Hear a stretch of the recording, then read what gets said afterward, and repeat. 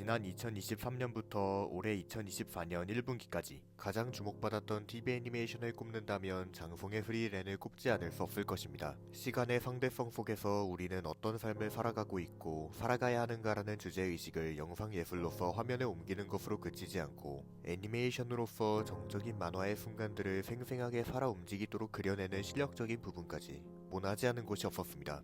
물론 아쉬운 점이 전혀 존재하지 않은 것은 아니었습니다.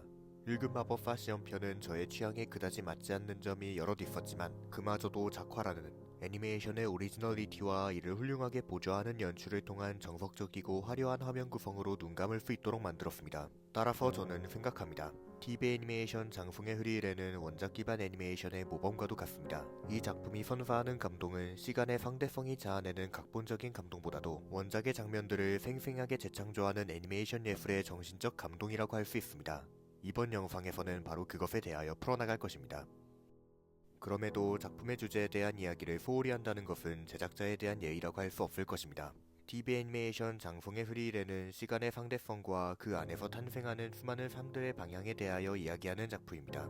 엘프와 인간의 각각 상대적인 시간 감각 속에서 그 차이를 깨닫고 끝내 상대성을 뛰어넘은 삶의 본질과 의미를 찾아내는 것, 그것이 바로 장송의 흐리일엔이 하고자 하는 이야기입니다.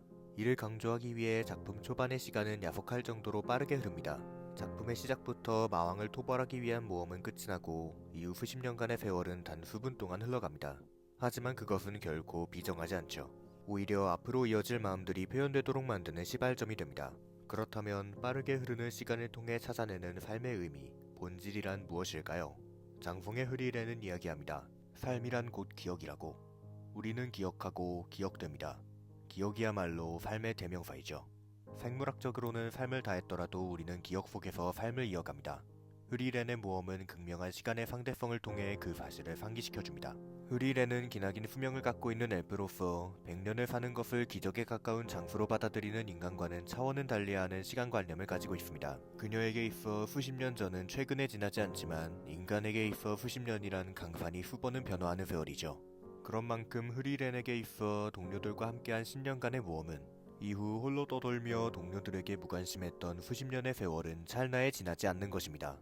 그러나 수십 년 만에 재회한 동료들과의 혜성을 다시 보기 위한 모험과 그 끝에서 맞이하는 용사 힌멜의 죽음은 흐리일엔을 변화시킵니다. 힌멜의 죽음을 계기로 흐리일엔은 그를 기억하기로 결심합니다. 그것은 곧 힌멜이라는 존재가 영원히 살아가도록 만들겠다는 결심과도 같습니다. 기나긴 수명을 지닌 엘프인 흐리일엔이 힌멜을 기억하는 한 그의 존재는 영원히 숨쉬게 되겠죠. 이를 실현시키기 위해 장송의 흐리일엔이란 작품이 택한 것은 회상, 즉 기억을 기반으로 한 현재와 과거의 오버랩입니다. 그리하여 흐리일엔은 마왕을 물리치기 위해 함께 떠났던 모험을 다시금 떠나게 됩니다.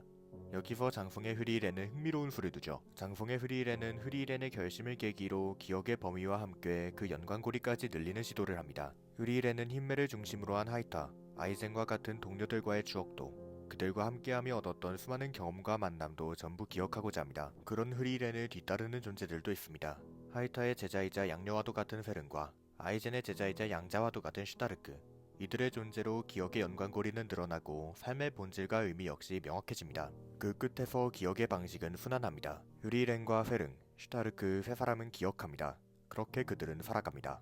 여기서 엘프의 특성은 기억함을 기억됨으로 이어냅니다. 기나긴 수명을 지닌 흐리일엔은 먼 훗날 페른과 슈타르크가 떠나가도 그들을 기억할 것입니다. 결국 삶이란 사동과 피동의 순환입니다. 기억하는 자들은 기억되죠. 그렇게 우리는 삶을 이어냅니다. 우리 인간은 흐르기에 아쉬우면서도 값진 삶을 기억해 붙잡아 보려는 존재인지도 모릅니다. TV 애니메이션 장송의 흐리일에는 그러한 인간의 본능을 판타지로 미화하여 빠르게도 지나간 저마다의 이야기를 새삼스레 돌아보게 합니다.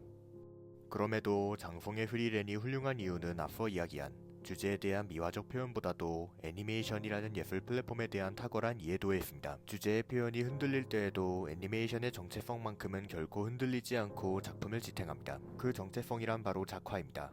장송의 흐리일에는 그 중에서도 원작 기반 애니메이션이란 질문에 대한 모범 답안과도 같은 작화를 선보이고 있습니다. 오리지널 애니메이션의 작화와 원작 기반 애니메이션의 작화에는 중대한 차이점이 있습니다. 개성 발휘의 선이 바로 그것이죠. 전자에서 작화적 개성의 선은 자유롭습니다. 처음부터 끝까지 제작진에 의해 자유롭게 컨트롤될 수 있죠. 트리거의 애니메이션들을 그 예시로 들 수 있을 것입니다. 그러나 후자는 그렇지 않습니다. 원작이 엄연히 존재하는 한 작화의 개성은 원작의 분위기를 해치지 않는 선에서 발휘되어야 합니다. 장송의 프리랜의 제작진들은 그 사실을 정확하게 캐치해냈습니다. 장송의 프리랜은 분명 타 애니메이션들에서는 감상하기 힘든 다양하고 개성적인 작화들이 그려져 있습니다.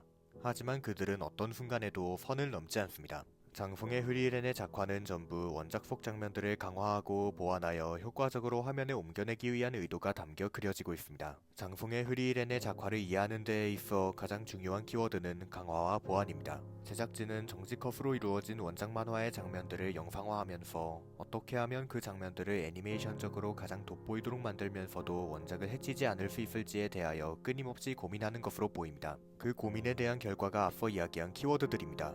제작진은 원작의 좋은 장면들을 강화합니다. 정지된 컷에 단순한 움직임을 불어넣는 것에 그치지 않고 더 자연스럽고 인상적인 움직임을 통해 시청자를 매혹합니다. 대표적인 장면으로 페른과 슈타르크의 사교 댄스 장면을 들 수 있을 것입니다. 원작 속 하이라이트 장면에 움직임을 불어넣음과 동시에 그 움직임을 극한까지 세공하죠. 어떻게 하면 더 실제와 같으면서도 자연스럽게 움직이는 춤을 그려낼 수 있을지 줄곧 고민한 티가 물씬 납니다.